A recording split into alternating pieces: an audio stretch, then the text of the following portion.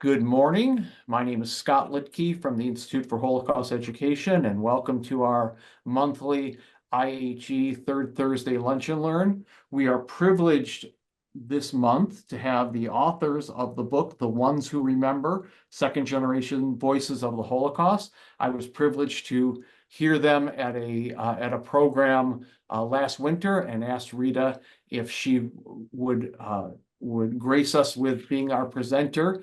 Presenters, actually the authors and others this month. And so I'm going to turn it over to Rita for introductions. And afterwards, please, if you have questions, you can put them in chat, or after they're done with their presentation, we'll be happy to take questions. So I turn it over to you, and I will now put myself on mute.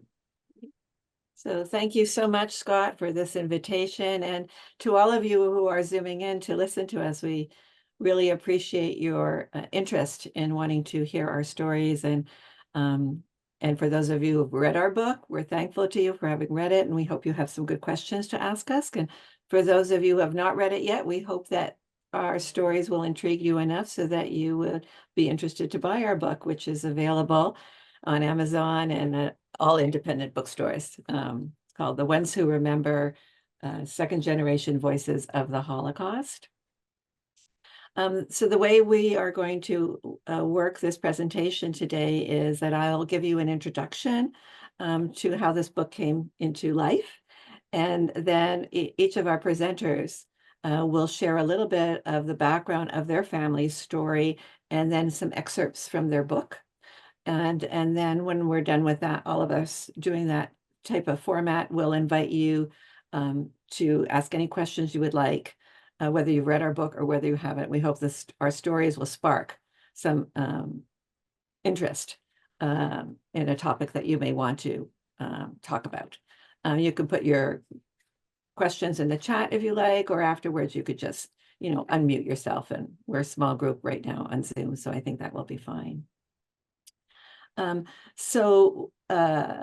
one of the co-editors of the book, along with Joy Wolfe Ensor, who's going to be presenting today, and two other authors, Ruth Wade and Julie Ellis Goldstein. And there are 16 contributors altogether in our book, and we are all members of a group called Generations After, that are part of Temple Beth Emeth, a Reformed congregation in Ann Arbor. We all belong to that temple, but came from different parts of the country and other countries as well. And we began creating literary services for our temple for Yom HaShoah, Remembrance Day, and on Yom Kippur. Our rabbi had thought it would be interesting if we could share our stories and bring the Holocaust more to life, so to speak, to our membership.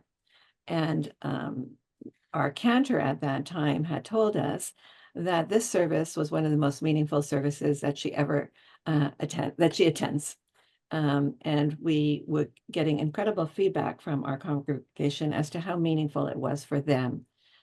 So after a few years, we'll say 10 years or so, we said, why don't we write a book about our, since it had such a positive impact on the congregation, we thought it'd be of interest to the world, so to speak.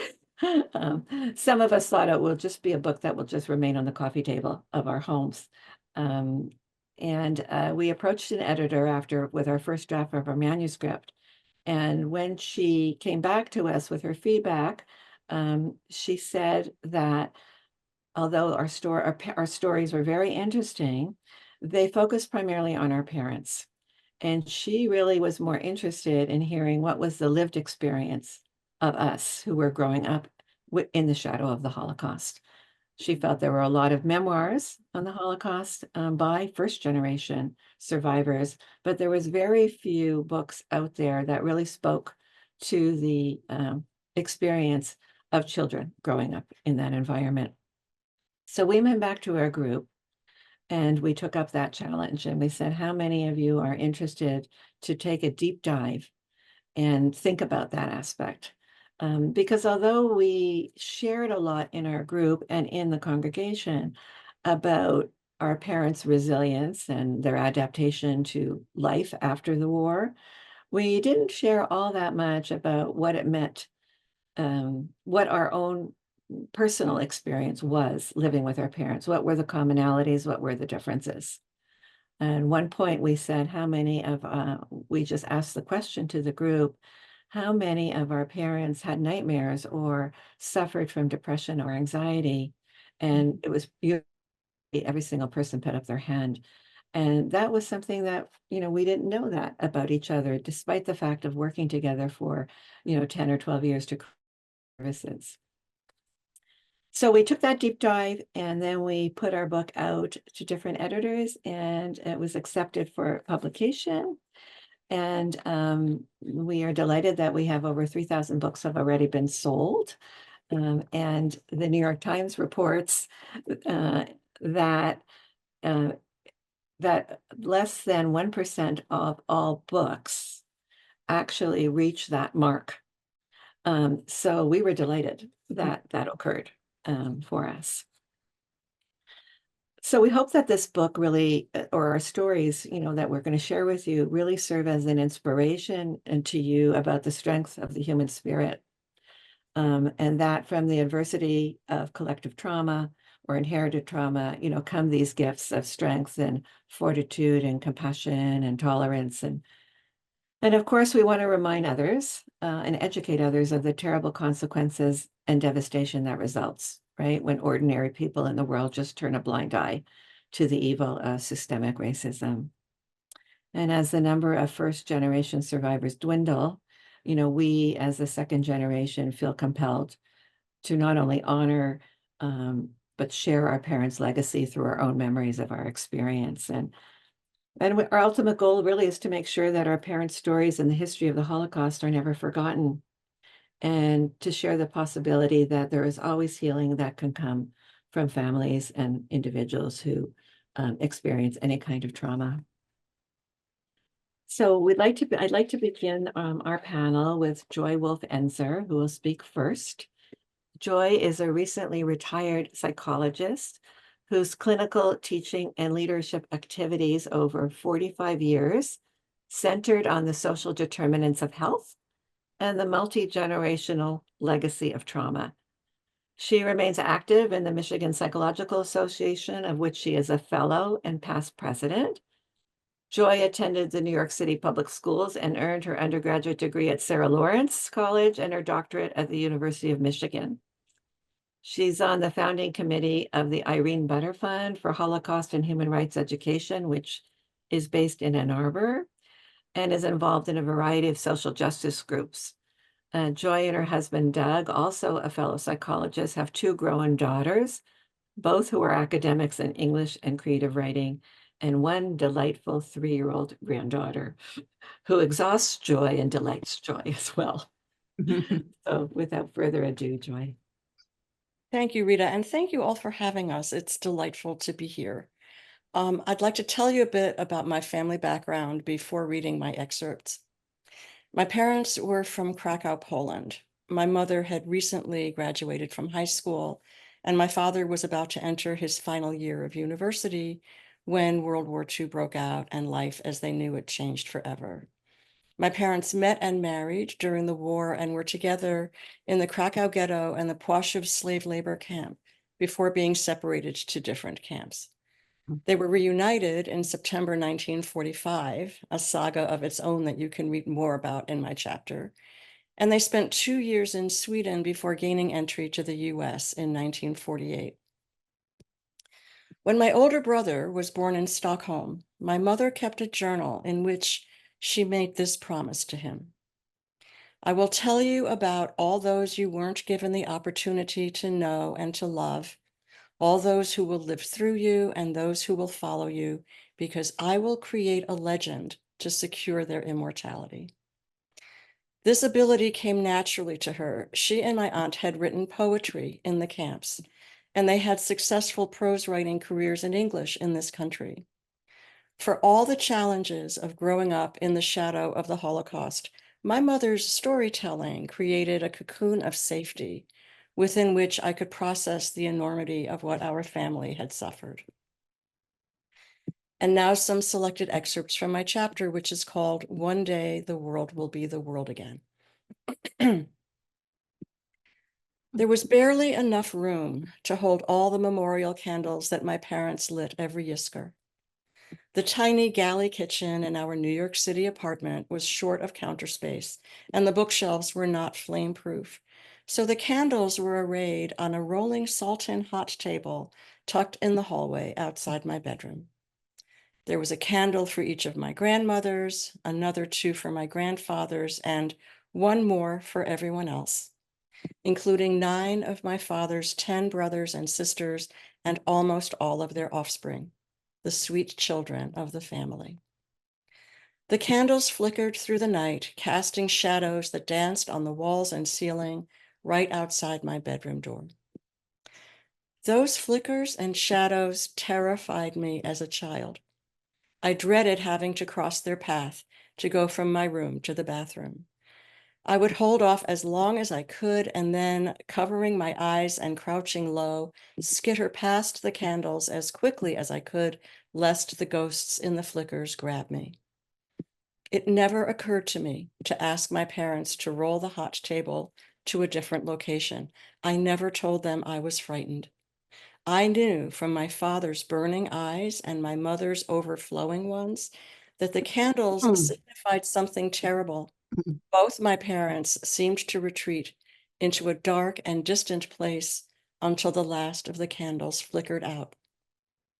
I couldn't grasp the enormity of their losses, but I imagined that somehow the dead lingered in those shadows. What's a mother to do with the ghosts in the nursery?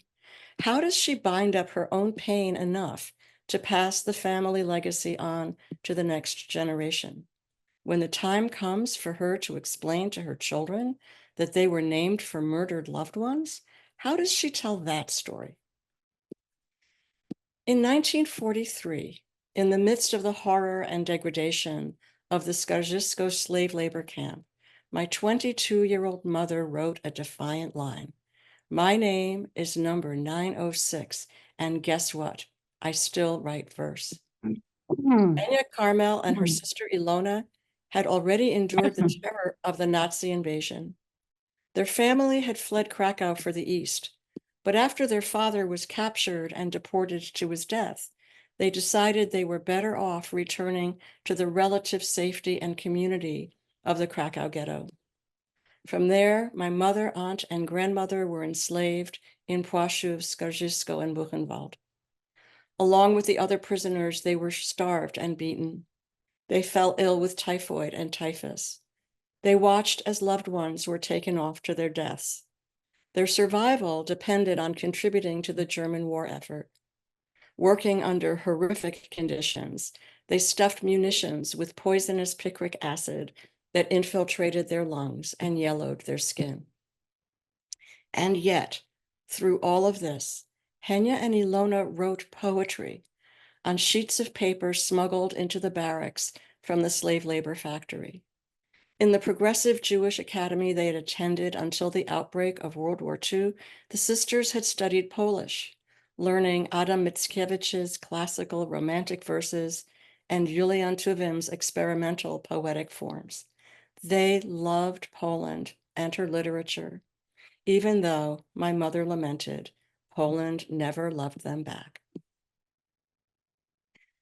Lying in the twin bed in my tiny bedroom in New York City, down the hall from my parents, I was sometimes awakened by the guttural German and Polish cries of my father's nightmares, and sometimes by the sound of my mother hopping on one foot from her bed to her bathroom. As a child, I thought it was normal that in the evenings, daddies took off their shoes and socks, their shirts and trousers, and mommies took off their skirts and blouses, their brassieres and girdles, and their wooden leg.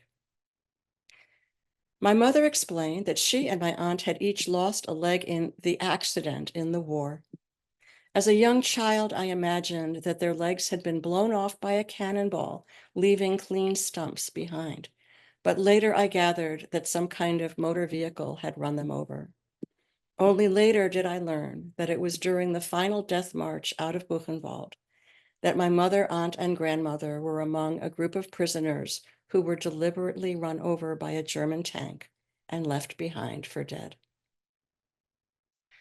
My mother was ashamed of her physical mutilation and did all she could to hide the fact of her wooden leg, which to her dying days she never referred to as anything other than that damn thing.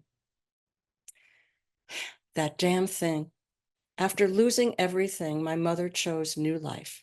She doted on my brother and me. I can still see my mother skipping down Riverside Drive in her own way, trying to keep up with me, hopping on her right foot and swinging the heavy wooden left leg around in an awkward arc. I found her determination and ingenuity amazing. At age 4, I looked daggers at a bus driver who dared give my mother an impatient glare when she was slow climbing the steep bus steps. I knew why those stairs were difficult for her. Why didn't he? I identified with my mother more than I realized. To this day, when I bend over, I unconsciously extend my own left leg stiffly behind me, my body echoing its memory of my mother's movements. That damn thing. From a young age, I learned to attend closely to my mother's well-being, to avoid causing her any more suffering. Growing up in a survivor community whose most valuable asset was their children, my first job was to be a happy little Yankee. I could bring my parents pride and status by being clever, assimilated, and articulate in the English language, and by entertaining their guests with piano performances that were a stretch for my little fingers to play. That damn thing, refusing to call attention to her disability by using a cane, my mother walked with her arm draped through mine for balance. Whether on outings to the local markets or on more exciting adventures to downtown department stores and museums, I loved the intimacy and sophistication of what my mother described as a European way of walking. But the heavy pressure of her arm on mine also conveyed the weight of responsibility. In many ways, my mother was able to reclaim her spirit of beauty and strength, but the leg reminded us every day of all the losses that could never be restored. That damn thing. Whenever my mother or aunt needed a new prosthesis, the German government paid the expenses, but they required documentation that the sisters were still amputees. Finally, Ilona wrote to the Germans, "Dear sirs, my leg has not yet grown back, but I remain hopeful." Years after the sisters died, the people of Krakow started to experience phantom limb pain from the loss of the Jewish life there. A Krakow publishing house reissued their wartime poetry, and as part of the city's designation as a UNESCO City of Literature, the sisters were honored with a plaque on a literary bench in Krakow's Central Park. The Krakowians' respect and honor gives me hope that, in a way, Krakow now loves them back. Since losing my mother, I have had many occasions to light memorial candles, as is our lot as we grow older. Today, I no longer fear the flickering lights and dancing shadows. Rather, I find them beautiful and comforting. They still hold ghosts, but of people I knew and cherished, who loved and cherished me back. When I light the candles with my family members, we share stories and remembrances. And if I walk by the candles in the night, I greet my beloveds. I tell them how blessed I am to be here to honor their memory and to know that their good names are being carried on through the generations after. Thank you. Thank you, Joy. That was so moving.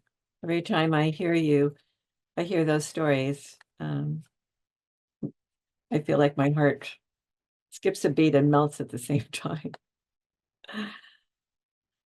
So I am, as I said earlier, I am Rita Benn. I was trained as a school and clinical psychologist at the University of Michigan and was on faculty at the medical school, teaching integrative medicine to students and to faculty for over 20 years and published scientific articles and developed curriculum programs. And then 10 years ago, also established a nonprofit to bring mindfulness-based practice to K through 12 education, where we train educators, parents, and students in stress management and how they can use mindfulness practice to self-soothe and pay attention to learning. I am the mother of 3 grown children and the grandmother to 4 and 1 on the way. I live in Ann Arbor with my husband and golden retriever.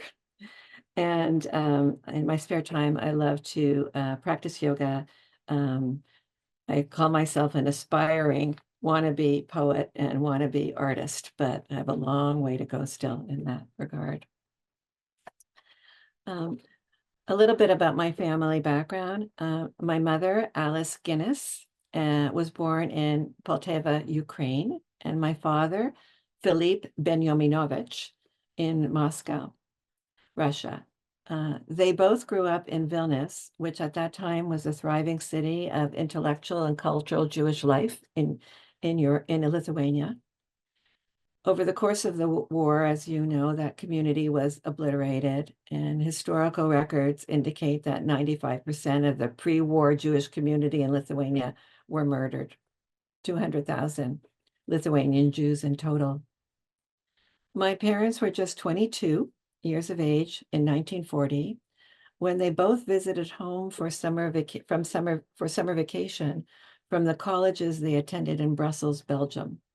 They had been dating at that time, and they never thought they wouldn't be able to return back to school that fall, or that they would get stuck behind the Lithuanian borders as a result of communist nationalism and then later Nazi occupation. While my grandparents could not imagine what was yet to come, how could anyone? They still advised my parents not to come home. There was that threat of war, but my parents did not listen. When they returned back to Lithuania, to Vilnius, they got married in a civil ceremony. And in 1941, they witnessed the first episode of personal terror when 3 of my mother's uncles, who were in their late 20s, were apprehended in the middle of the night by a Lithuanian anti-Semitic gang and were shot dead outside their home, to which their grandmother then had a heart attack the following day. A month or so later, my father was also abducted, accused of being a Zionist, and was imprisoned for several days in a fort where over that week, 10,000 Jews were tortured and killed. And by the grace of my mother's wits and persistence, she was able to free him. And I share a little bit about that in my chapter. My parents and their extended family, who were about 32 folks at that time, were ordered to leave their home and forced to live with others in the ghetto. And for 3.5 years, they worked as slave laborers and survived many of the early selections of people sent to concentration camps. But eventually, in July of 1944, they were deported. My mother, together with her mother, Rebecca, and my father. My mother and Rebecca were sent to Dachau, and my father, to Stutthof, and my father to Dachau. And the Germans were already losing the war, and this was the last concentration camp transport out of the Kovno ghetto, 3 weeks shy of the Russians' arrival to liberate that town from the Nazis. After the transport, the Germans set fire to the ghetto, and they killed the 2,000 or so remaining Jews that had been in hiding, including my father's parents, Liba and Rosa Sinimsky, and his 20-year-old sister, my namesake, Rita, and several other relatives. They returned to Brussels after the war. By some miracle, they found each other, and again, you can learn more about that in my chapter. And my father finished his engineering degree, and later they emigrated to Canada, where he built a successful civil engineering company. Of that 32-member family, only 5 survived, my mother and father. My mother's sister, Sarah Ganaiti, and her husband, Misha, both who had escaped the ghetto early on and fought as partisans with the Russians in the woods. And you can see her, there's an iconic picture that's on the web, and it's it's in a lot of the museums of the Holocaust, including the one in DC, of a girl with a rifle around her neck. And that's my Aunt Sarah at the age of 17. And a younger cousin was also staved, Tanya Verovich, who my mother courageously had taken out of the ghetto to save her from kinder action when all the Jewish children were ordered to be killed by the Nazis. Today, Tanya is 80 years old and has 2 grandchildren since she's living in Toronto. So a couple of excerpts from my chapter. As a little girl, I relished watching my mother get dressed. With her hair flattened, she reminded me of Marlene Dietrich, sultry and refugee-like. When she was ready to go out, Zsa Zsa Gabor and Barbara Walters seemed the more appropriate mix. Fashion was my mother's love, and elegance her trademark. Accompanied by the lingering smell of Chanel No. 5, it didn't matter if my mother was going out to play groceries or bridge with her friends. She was determined to leave the house as if she came out of a 1960s photo shoot of Vogue. It took 40 years in Canada and chemotherapy appointments before she dared to buy herself a pair of sweats and sneakers. You couldn't tell by looking at my mother that she had suffered in any way. Though she was impeccable to the outside world, the pain of the Holocaust did not stop gnawing at her insides, and as well as mine. The fear of death has been an ever-present quiet companion in my life. Since I was around 8 years old, I worried about my mother dying. She seemed the weaker of my 2 parents. Whenever arguments flared in the house, her migraines came on afterwards with a vengeance. In the darkened bedroom, with the window shades drawn, I tried to ease her distress, bringing cups of tea or rewarming the washcloth compresses I carefully placed on her forehead. I feared the bulging varicose-like veins that popped out of her temples, and the echoes of moans through our adjacent bedroom walls eventually gave way to sleep for her and for me. Most of the time, I never really knew what precipitated the yelling matches between my parents. They usually occurred on the weekend in the living room, and as the pitch of their voices raised, their English switched to Russian, with a little bit of Yiddish in between. I knew it was time to seek refuge in my older brother's room when I heard my mother scream the ultimate pejorative, "Hilaria." After I heard my mother's muffled sobs leaking from the bedroom and the stomping of my father's feet on the stairway to the lower level of our home, I ventured out to check on her. I would tiptoe furtively to her bedside where she was resting or sleeping to make sure I could see or hear her breath. My need to check on her in this way became routine. My mother relied on prescription tranquilizers to help her sleep, Librium or Valium, to calm her nerves throughout her life. And my need to check on her continued even when we were living 600 miles apart.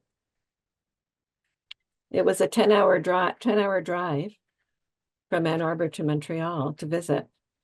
And although we saw each other several times a year when our children were young, as my family grew and when I got busier with work and the children's commitments, our visits went down to once or twice a year. She would have loved it if it was once or twice a week.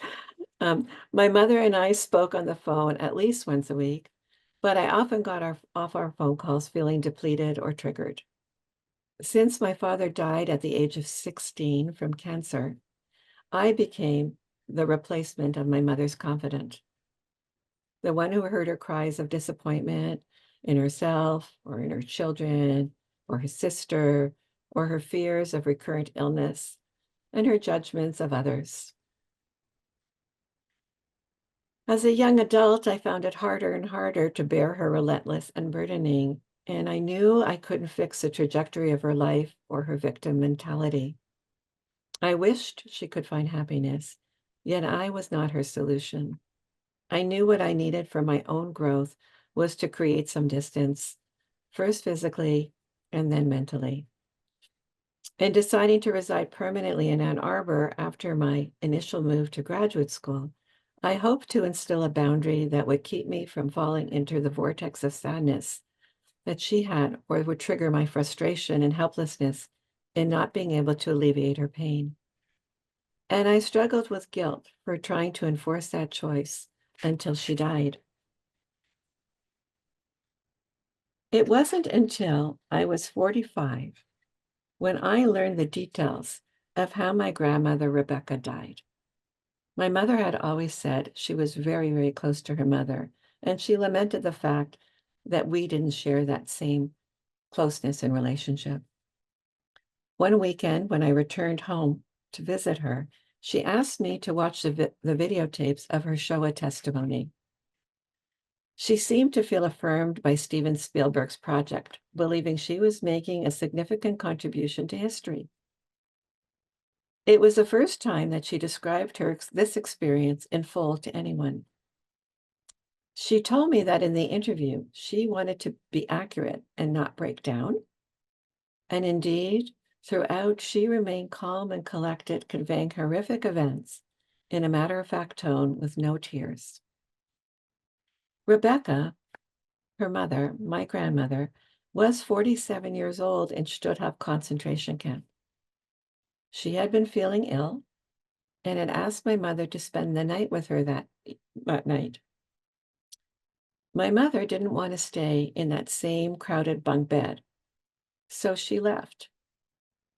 I was afraid of seeing her die, my mother said. In the morning, when my mother returned, she had to drag her own mother's cold body out of the barracks and place her on top of the heap of other corpses in the camp yard. 2 weeks later, the camp of Stutthof was liberated. My heart sank in my stomach when I heard her describe her own mother's death. I vowed to myself, and immediately afterwards to her, I will never let you die alone. When the time comes, I'll stay with you, and I want you to know that and never worry about it. For all my mother felt I couldn't give her, I knew at least I could do this for her. My mother quickly dismissed this avowal with a slight smirk and a quick, okay. She had something else on her mind.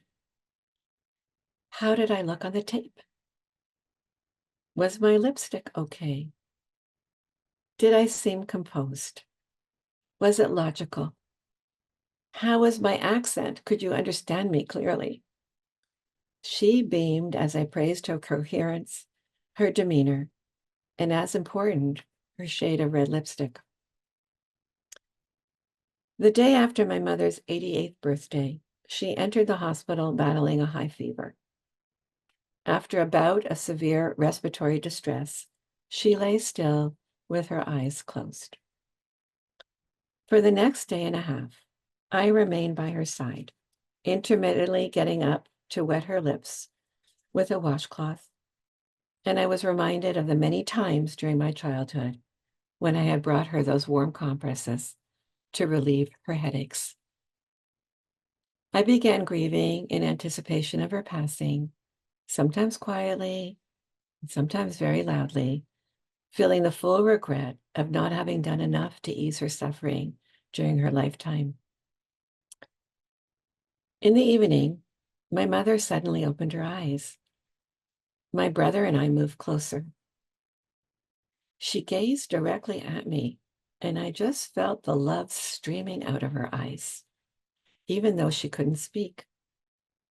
Holding her hand, I said, I love you, and assured her that she had done her best as a mother. And I began softly chanting, Shema Yisrael, Adonai Eloheinu, Adonai Echad. I knew this to be one of the most religious prayers in our Jewish liturgy, but I wasn't aware that it is invoked as a formal rite of passage during a person's final moments of life. though my mother was not quite sure what to make of God's existence. She often said, how could a God allow the Holocaust to occur?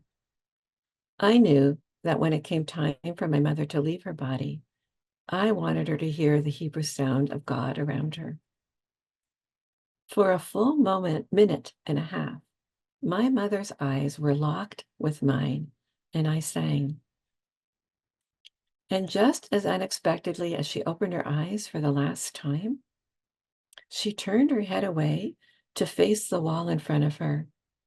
Her last breath was hardly audible, her end peaceful. I was so grateful that my mother did not suffer in death as she did in life, and yes, that she did not die alone. So thank you.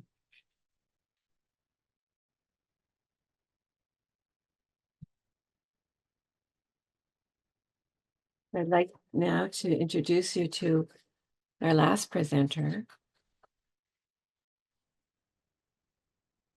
Dr. Fran Lewy Berg. You're lucky that you get to hear from 3 psychologists today. So we're not all psychologists in our group.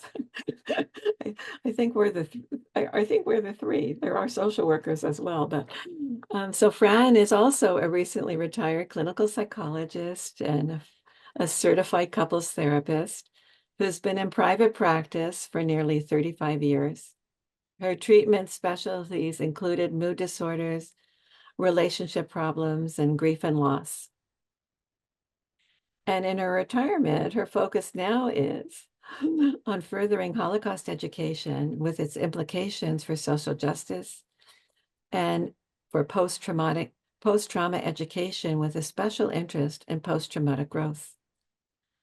She is currently writing her personal memoir, The Story of a Daughter Survivor, from which her chapter in The Ones Who Remember is adapted. Fran lives in Ann Arbor with her husband, Mark, and has 1 daughter who lives in Indianapolis with her husband and with her granddaughter, Ruth, who is the light of her life and the apple of her eye. So Fran, I turn it over to you now. Thank you, Rita, for that introduction and for your story, which is so moving. I was lucky enough to know Rita's mother back in Montreal, and I can attest to her elegance, her beauty, and her determination. I'm going to tell you a little bit about my parents' background now. My parents were born in Yaroslavl, Poland, which is located 200 miles south of Warsaw. They knew each other as children growing up in the same small town. When the war broke out, my father, Alfred Lewy, in Polish, Fredek Lewy, was 18 when the war broke out. My mother, Irka Zeiler, back then was 16. My mother never finished high school because of the war.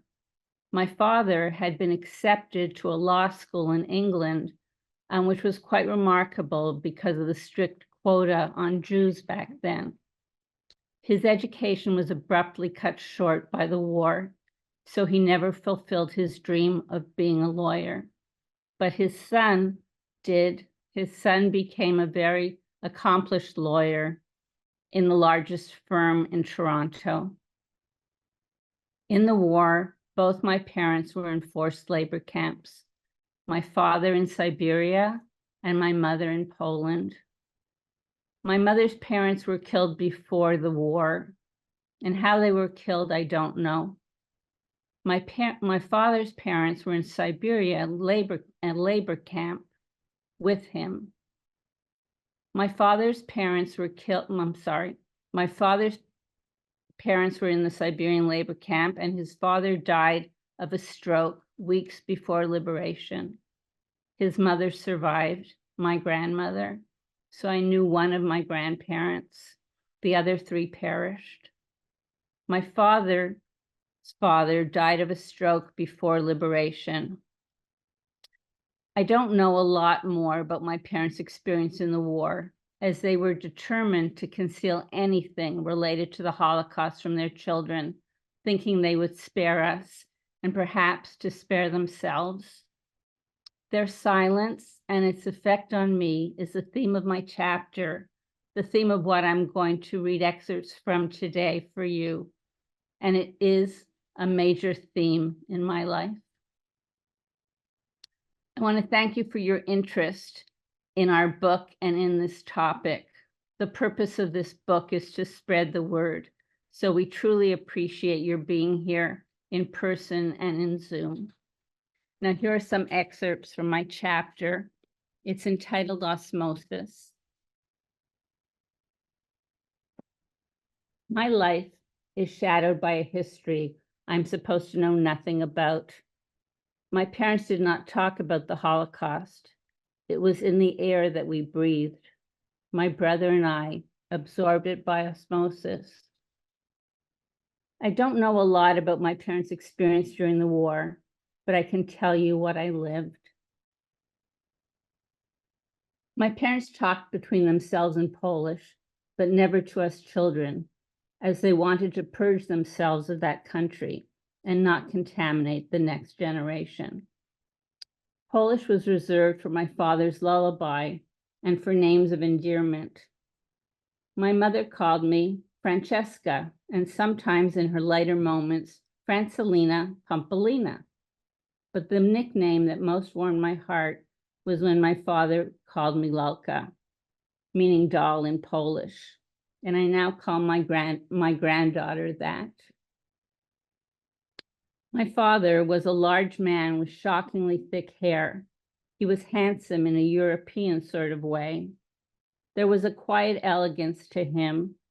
He always rooted for the underdog. And while he was capable of red-faced rage, he had a softness and tenderness to him that belied his imposing, at times intimidating exterior. I saw his eyes melt sometimes when he looked at me. He was an enthusiastic and colorful storyteller, his tales punctuated by a twinkle in his eye. Yet, as gifted a storyteller as he was, he could not tell me his own story. When I became a doctoral student in psychology, I wanted to write my dissertation on children of survivors, and my father bellowed, "I forbid it." My parents wanted to hide their past and their wounds from their children, as if they and their children could then emerge unscathed. They were determined that their children would not be affected by the Holocaust. They would not, or perhaps could not, see the myriad ways we soaked it up. When I was 25, my mother discovered me reading Helen Epstein's Children of the Holocaust, which was the first book to examine the intergenerational transmission of trauma. My mother declared shrilly and with a vengeance, "There is no difference between children of survivors and other children." A family friend, Olga Koretz, told me she was in the same concentration camp as my mother.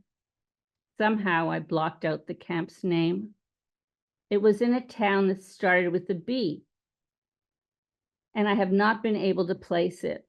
When I try to determine which camp it was, I notice a resistance in myself. I look at the list of Polish concentration camps on Wikipedia, and none of the names jump out at me. I quake inside, wanting to know and not wanting to know. As I write this, I become aware that I'm doing to myself what I protested my parents doing to me, withholding information. Another family friend, Rena, said she had memoirs of my mother's parents walking down the street hand in hand. This image of their love for each other is precious to me. I'm not sure what happened to them. I've been told several disparate versions by relatives. One version is that my mother wrote typhus on the front of the door, hoping this would discourage anyone from entering. But on her return from the black market, her parents were gone. I was also told they were shot while my mother hid behind a door.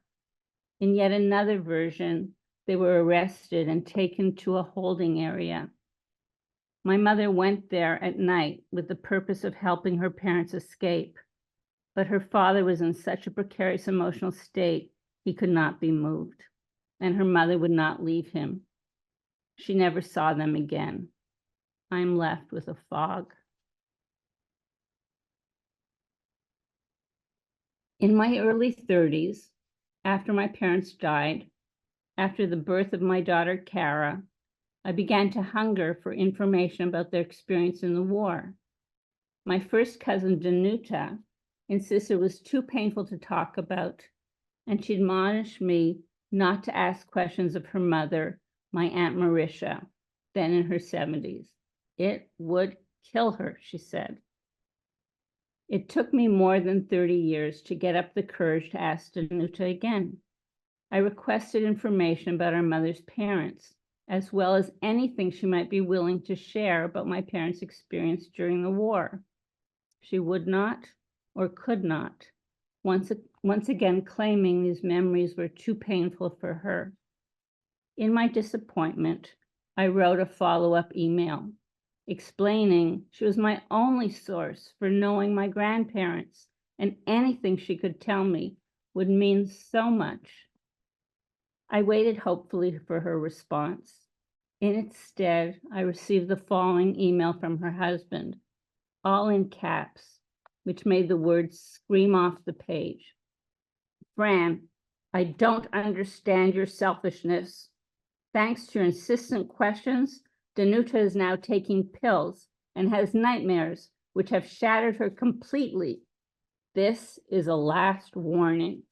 If you write to Danuta one more question which makes her crazy, I will block your email so that you will have no more contact. George. Reading this email, I had trouble catching my breath. In rapid succession, I was flooded with shame, rage, and sorrow. I never asked again. I believe in my 30s, I would have found a way to ask my parents about the Holocaust, certainly after my daughter was born. There's so many questions to which I ache for answers. Tell me about your experience during the war. What were your parents like? Tell me about yourself as a child. Tell me about myself as a child. How can I help you make the last chapter of your life what you want it to be? How can I care for you when it is my turn to do the caring? Tell me how to manage the pain of missing you, of your being taken abruptly, violently. My parents were killed in a car crash. That's in my chapter. Tell me what you want me to know. Tell me what I crave to know. Tell me. Tell me. The Generations After group is synonymous with the words never forget, a call to conscience to the world. Never forget those 6 million Jews. Never forget what hatred can transform us into. Never forget what never must be repeated. The group imparts a mandate to remember as the children of survivors share their recollections, service after service and year after year. My parents sought to silence insufferable memories in an effort to protect their children and themselves, an impossible, self-defeating mission. Before I wrote this, I wondered to what extent I could grapple with the Holocaust in the absence of my parents, in the absence of having heard their stories, in the absence of their permission to know. I longed for my parents to hear their own unspoken stories, being told with pride, with love, and with purpose. I wish they could be in the congregation at a Generations After service to hear me recount them. I also longed for my parents to know the impact of it all on me and that I am okay. I am more than okay. It will have to be enough to sense them sitting on my shoulder. In my parents' story, in my background story, there was so much good alongside the darkness. People who came through the Holocaust were exceptional, almost by definition. They survived against all the odds. My parents were bent, but they were not broken. They were dignified, heroic, remarkable. Growing up in my family was replete with moments of warmth, joy, and beauty. When it comes to resilience, to perseverance, to accomplishment, to loving, I am my parents' daughter. I believe it never would have been in their script for me to join the Generations After project. They would have tried to forbid it, but here I am. Thank you. Thank you, Fran. Here you are, Hinema, right? Right. Yeah, so, yeah. So we want to open up the Zoom to any questions or comments that you'd like to make of any one of us or all of us, whatever. Self off mute if you have a question. Yes, thank you.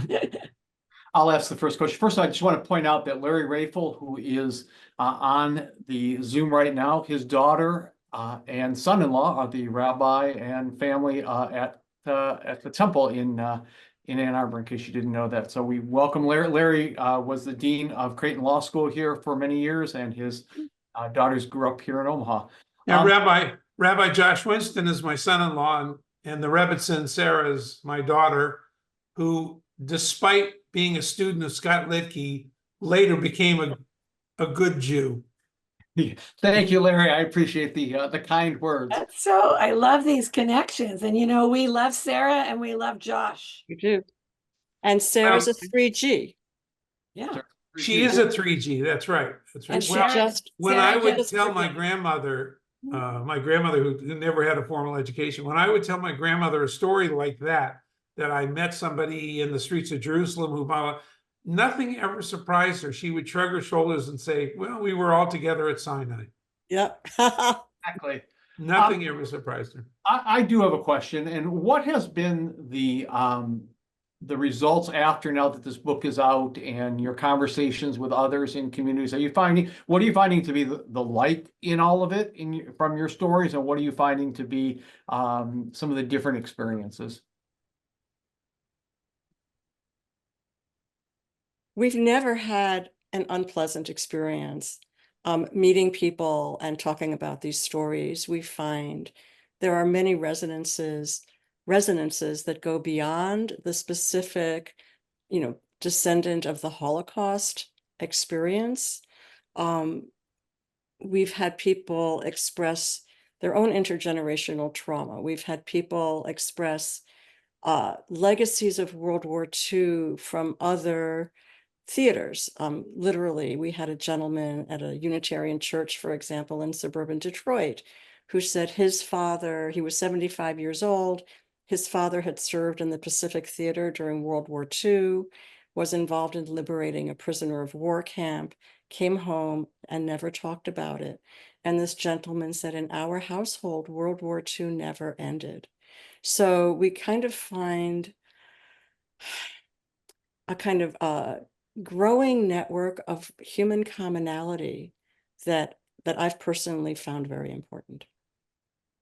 When we were one colleague of mine, when she heard our stories, one story in our book, which I think it's the first chapter, is that called Screams in the Night? I think the very first chapter. And she read that chapter and she said she felt not alone because her parents also screamed in the night, and the screaming was due to alcoholism and fighting that was going on. And it gave her inspiration, really, that there are others who came through it well, and that she was not alone in that suffering. So we've also, I think, been impressed by the interest of people who are not Jewish in our book and how moved and touched they are by our stories. And so it's been very rewarding for us, not only speaking to, 2G groups or synagogues or JCCs, but really speaking to university audiences and to people who attend different faith churches. So Rita and Joy, you spoke to the impact on others. I'm going to speak a little bit about the personal experience and how it affected me to write this chapter.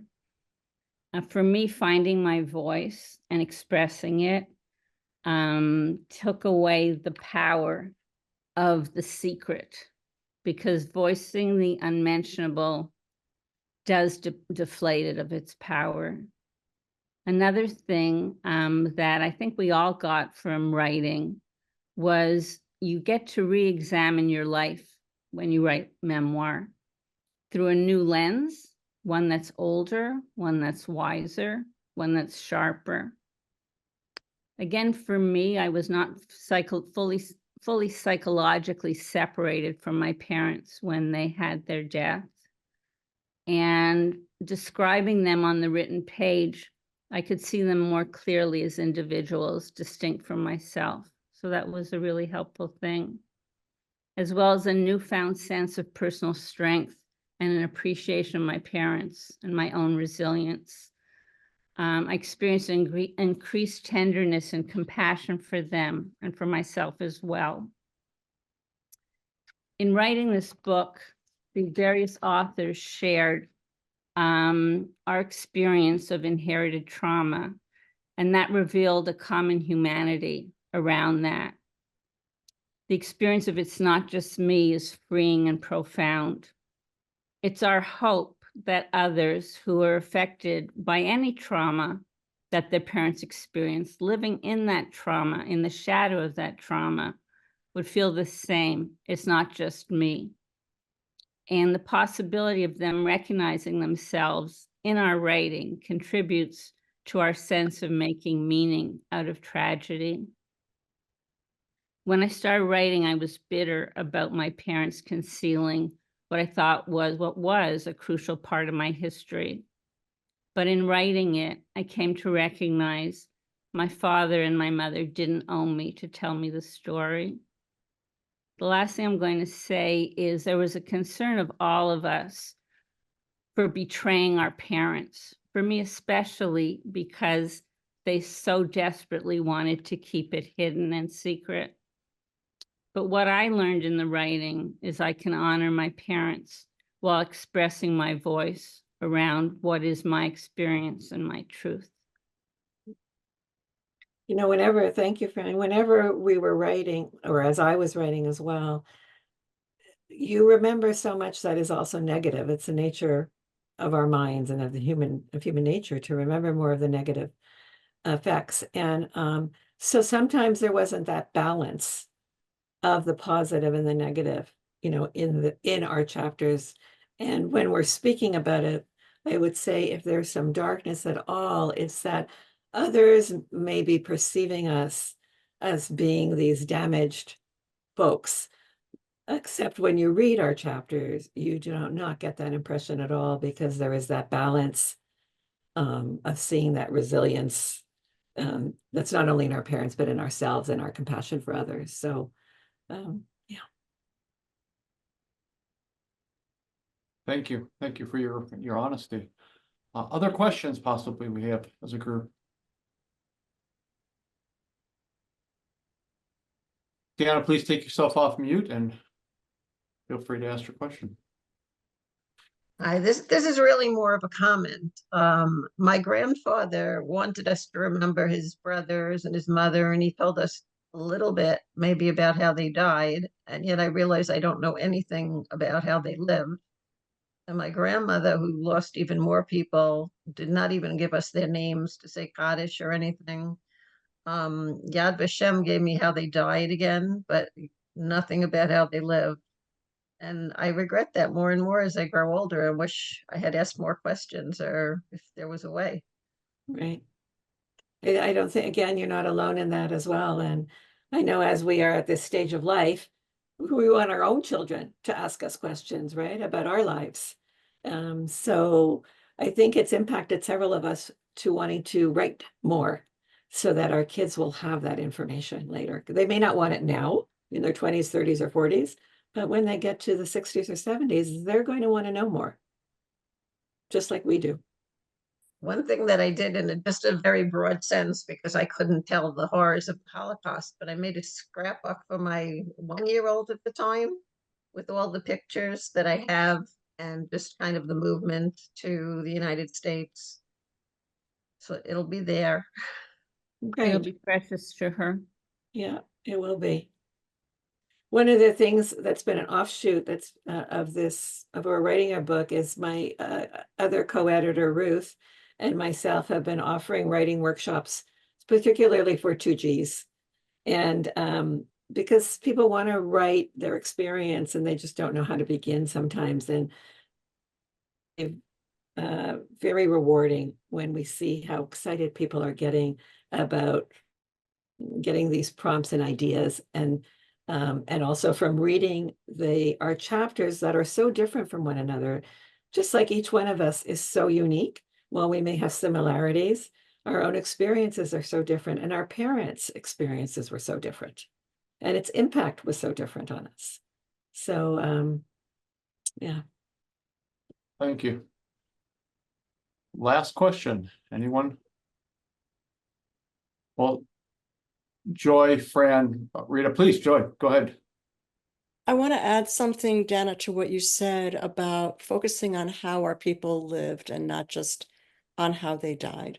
The first time I went to Krakow was in 1989. My mother had died years earlier and had sworn she would never go back. And my father made the same promise, but then married an adventuresome woman named Rita. And she started schlepping him all over the world. And he said, okay, we're going to Poland. So she and he and my brother and I went.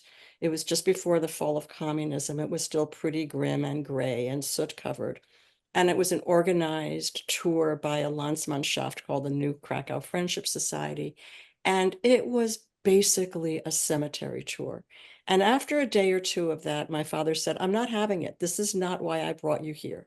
So we broke off from the group. He hired a driver and took us on a tour, Krakow never having been bombed or destroyed, block by block with the excitement of a boy. And that really struck me. We all need more of that. And whatever our various Jewish immigration stories are, the locales that our people left behind are largely inaccessible to us. And yet through online research, or for those of us fortunate enough to be able to visit towns that still at least resemble the towns and villages and cities that our forebears came from. Most recently, I went in 2016 with a newly found cousin who found me through genealogy research and had hundreds of names in it. I mean, she's got a 7,000 person family tree. It's remarkable. But she had a list as long as your arm of various houses where people had lived in our family. And we set off one day on what started off as a kind of dutiful slog to check the addresses off the list, because we were basically focused overachievers, but it was the wrong approach. And finally, when the fatigue caught up with us, we were forced simply to be still. And there was a moment that I can describe only as mystical, where it was almost like our ancestors came out of the stones of the building and we walked among them, and the branches of our families, we could sense how her branch and my branch flowed into each other in this basically small neighborhood where everybody knew everybody and everybody married each other. And locating that stillness was the experience of a lifetime. And whether that research is done remotely or whether that research is done through a visit, there's a 2G group in England that wrote an anthology. The authors didn't know each other the way we knew each other, but their anthology focuses, it's called The Journey Home. And it's going back to those hometowns for various reasons, with your parent, after the parent died, with a group, for research, for personal. Those journeys are painful and difficult and extraordinary. So this is my very long-winded way of saying that even after our parents pass, it's not too late. Thank you. Thank you very much, Joy, Fran, Rita. This is just amazingly wonderful to have you, and your book is truly a treasure, and I hope that it is even more successful and that 10,000 copies sell. Thank you, thank you, thank you. From And your mouth to God's ear. right, and if people want to access us, please go to our website, which is called secondgenerationvoices.com. Because there you can see how to contact us. You can actually see family photos. We have excerpts of each of the chapters. So, yeah. Thank you. And Okay. anybody who wants more information, please just contact IHE. We're happy to pass that along. Next month for July, we are taking a month off.